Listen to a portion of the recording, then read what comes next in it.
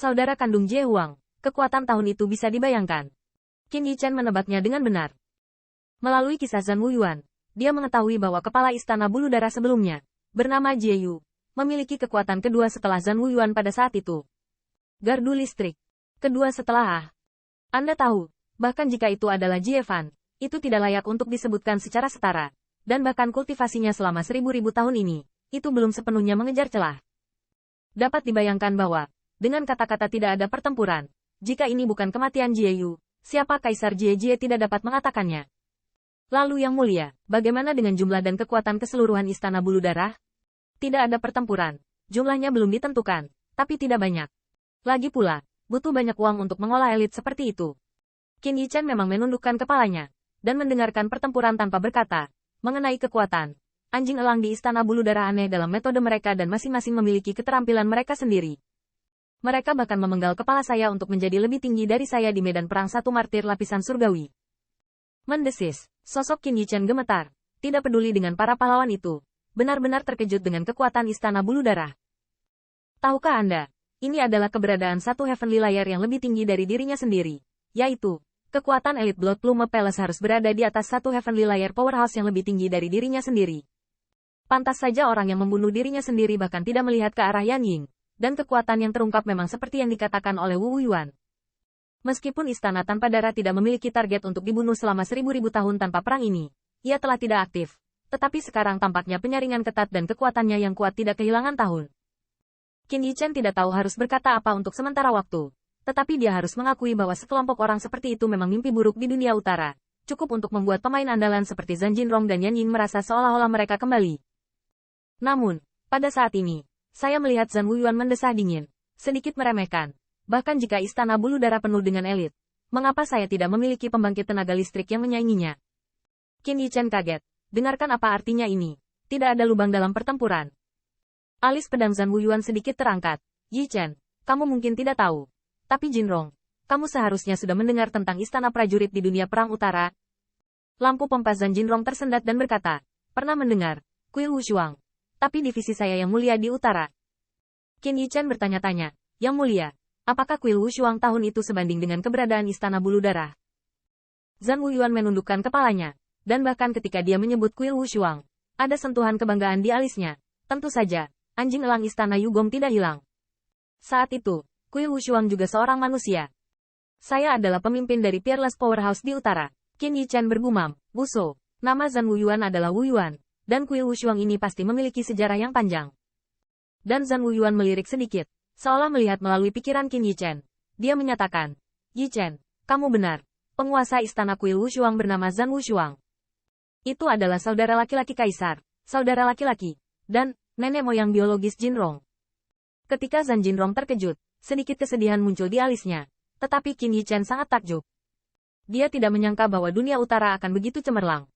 Qin Yichen tidak bisa tidak membayangkan betapa mengguncang surga, menghancurkan bumi, dan pembangkit tenaga listrik pilihan surga yang tak terhitung jumlahnya bersinar seperti bintang dalam pertempuran tahun itu.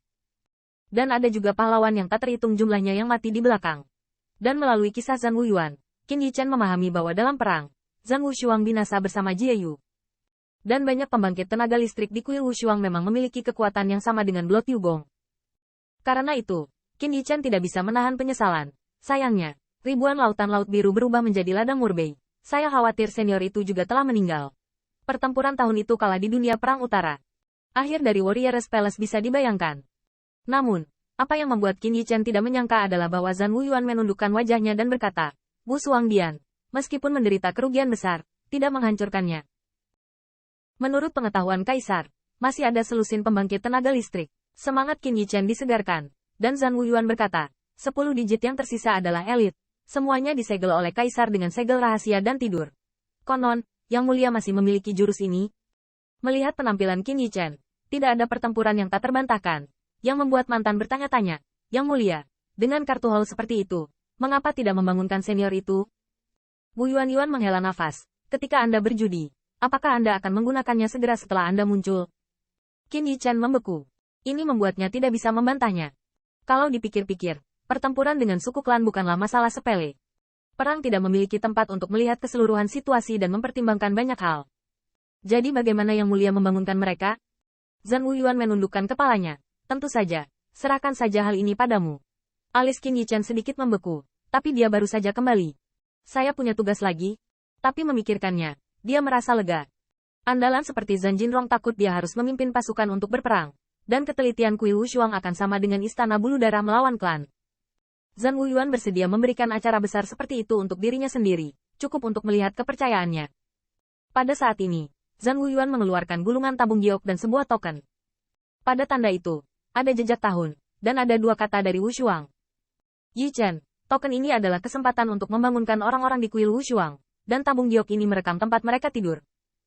Begitu mereka dekat, mereka akan terinspirasi. Qin Yi Chen tertegun.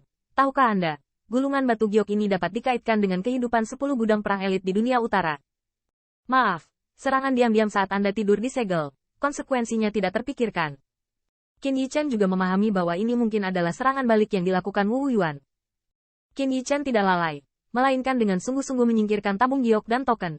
Dan Zhan Wuyuan berkata, Yi Chen, perang besar akan mendekat.